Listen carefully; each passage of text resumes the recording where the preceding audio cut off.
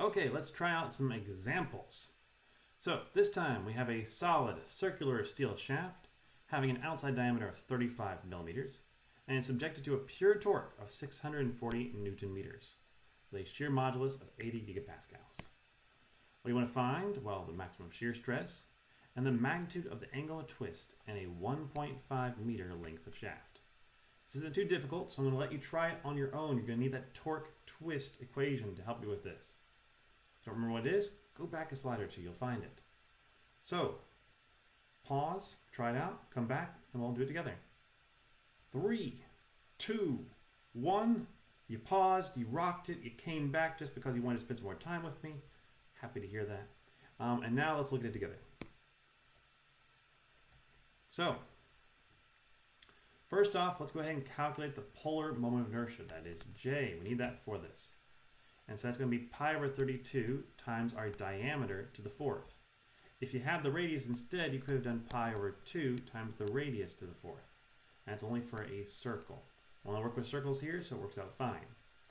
It comes out to be 147,323 millimeters to the fourth. Woo! Big number. Well, then our maximum shear stress in the steel shaft can be found from our elastic torsion formula. Keyword here is elastic. If we go out of that elastic region, you can't use this anymore. You're stuck. So be very careful about that. There's some cases where I might throw a problem at you, not on an assessment, but just maybe during the homework, where you'd have to realize that and say, you know what, I think I have to go at this a different way. Okay, so our max shear stress happens at the outer surface, and just simply our torque times the radius divided by the polar moment of inertia. And we're using our nice little conversion here that 1 Newton per millimeter squared is equal to a megapascal. That's why we converted from meters to millimeters.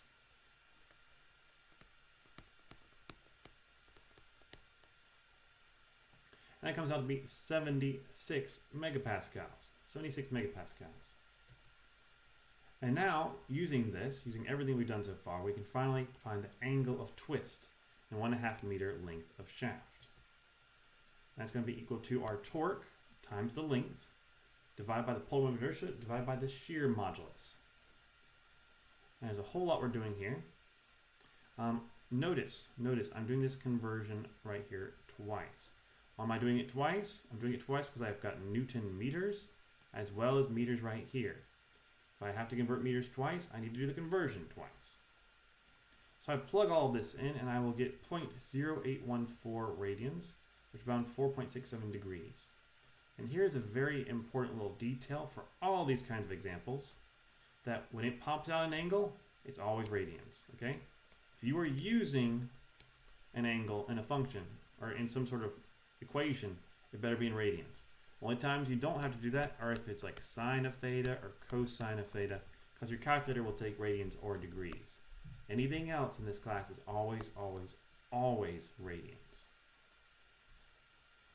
Okay, so that's it for this time. Thank you all for listening, and I'll see you next time as we do another example. Have a great day. Bye-bye.